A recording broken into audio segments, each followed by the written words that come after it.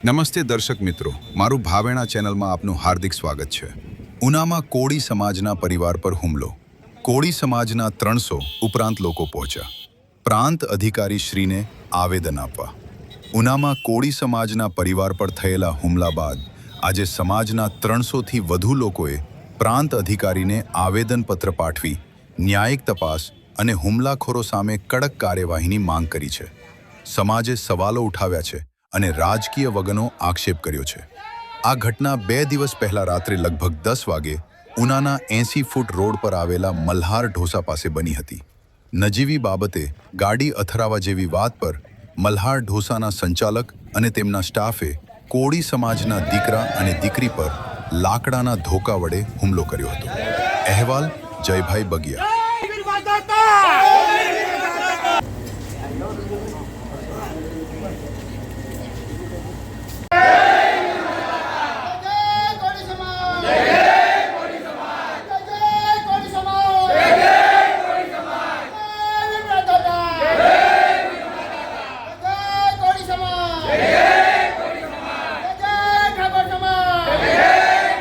પહેલી વાર બહેનો પણ આવેદનપત્ર આપ્યા છે એટલે કેટલી ગંભીર ઘટના હશે આપને ખ્યાલ આવી ગયો છે।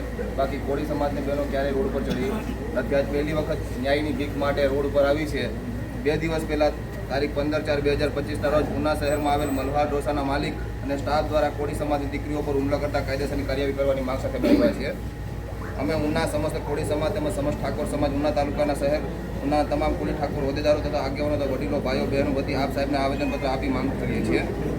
સમસ્ત કોળી અને ઠાકોર સમાજની લાગણી દુભાતે એવું કૃત્ય ગીર સોમનાથ જિલ્લાના ઉના તાલુકાના ઉના શહેરમાં આવેલ 80 ફૂટ રોડ પાસે મલ્હાર ઢોસાના માલિક તથા સ્ટાફે એક નાનકડી બાબતે 12/4/26ના રોજ રાત્રિના 10 વાગ્યાની આસપાસ કોળી સમાજના પરિવાર પર એક ગાડી અથડાવવા બાબતે સામાન્ય ઘટનામાં દીકરા અને દીકરી ઉપર લાકડાના ધોકા વડે જીવલેણ હુમલો કરવામાં આવેલ છે। આ હુમલામાં મલ્હાર ઢોસાના સ્ટાફે કોળી સમાજની 2 દીકરીઓ ઉપર લાકડાના ધોકા વડે હુમલો કરવામાં આવેલ છે, જે અંગેની ફરિયાદ ઉના પોલીસ સ્ટેશનમાં નોંધવામાં આવેલ છે। પરંતુ ઉના પોલીસ દ્વારા એફઆઈઆરમાં મેન આરોપીઓના મલ્હાર ઢોસાના માલિક સ્ટાફ છે તેવું દર્શાવેલ નથી કે આ મલ્હાર ઢોસાના માલિકે આ કોળી સમાજના પરિવાર ઉપર હુમલો કરે તેવું એફઆઈઆરમાં ઉલ્લેખ કરવામાં આવેલ નથી। તેમજ જે ઈજા કોળી સમાજના દીકરીઓ પર થયેલ છે તે મુજબની ઉના પોલીસે કલમ ઉમેરો કરેલ નથી। તેમજ દીકરીઓને ગળાના ભાગે આ ઈજા કરનાર લોકોએ જે ઈજા કરેલ હોય તે મુજબની કલમોનો ઉમેરો ઉના પોલીસે કરવામાં આવેલ નથી। એ કાયદેસર સ્પષ્ટ દેખાઈ આવે છે। મલ્હાર ઢોસાના માલિકે જો કોઈ રાજકીય વગ ધરાવતા હોવાથી ઉના પોલીસ ખુલ્લેઆમ ઈજા કરનાર લોકોને છાવરે છે। તેથી આપ સાહેબને આવેદનપત્ર આપી માંગ કરીએ છીએ કે આ બનાવની તટસ્થ તપાસ થાય, પોલીસ અધિકારી કરે, તટસ્થ તપાસના કામે કલમે ઉમેરો કરે, તે ઉના સમસ્ત કોળી ઠાકોર સમાજની માગણી છે। જો આવું કૃત્ય કરનારને સજા કરવામાં ન આવે તો બીજા પરિવારની બહેન દીકરીઓ પર આવા ગંભીર પ્રકારના ગુના થશે। જેથી આ બહેન દીકરીઓ ઉપર ફરીવાર આવું કૃત્ય ન કરે તેના માટે મલ્હાર ઢોસાના માલિક તથા સ્ટાફ પર કાયદેસરની કાર્યવાહી કરવા નમ્ર વિનંતી છે। બનાવના દિવસે ઉના પોલીસે ઈજા કરનાર લોકોની ગાડી ઉના પોલીસ સ્ટેશનમાં લાવેલ, તેમ છતાં બીજા દિવસે ઉના પોલીસે આ ઈજા કરનારની ગાડી છોડી દીધેલ છે। તેમજ એફઆઈઆરમાં ગાડીનો ઉલ્લેખ કરેલ નથી। તેથી સ્પષ્ટ જણાઈ આવે છે કે ઉના પોલીસ ઈજા કરનારને છાવરે તેવું સ્પષ્ટ દેખાઈ આવે છે।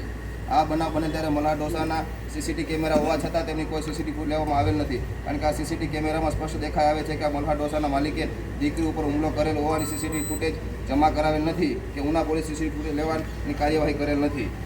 આ બનાવ બાબતે ટૂંક સમય યોગ્ય અને ન્યાયિક કાર્યવાહી કરવામાં નહીં આવે તો આગામી સમયમાં સમસ્ત ઠાકોર અને કોળી સમાજ દ્વારા ગાંધીજીના માંગે આંદોલન કરવાની ફરજ પડશે। તેની સંપૂર્ણ જવાબદારી શાસન અને પ્રશાસનની રહેશે। અંતમાં અમને ન્યાયતંત્ર અને પોલીસ શાસન પર સંપૂર્ણ ભરોસો છે કે તમે આ મામલે તટસ્થ ગુનેગારોને કડક પગલાં કરવામાં આવશે। આવી માંગ સાથે આવેદનપત્ર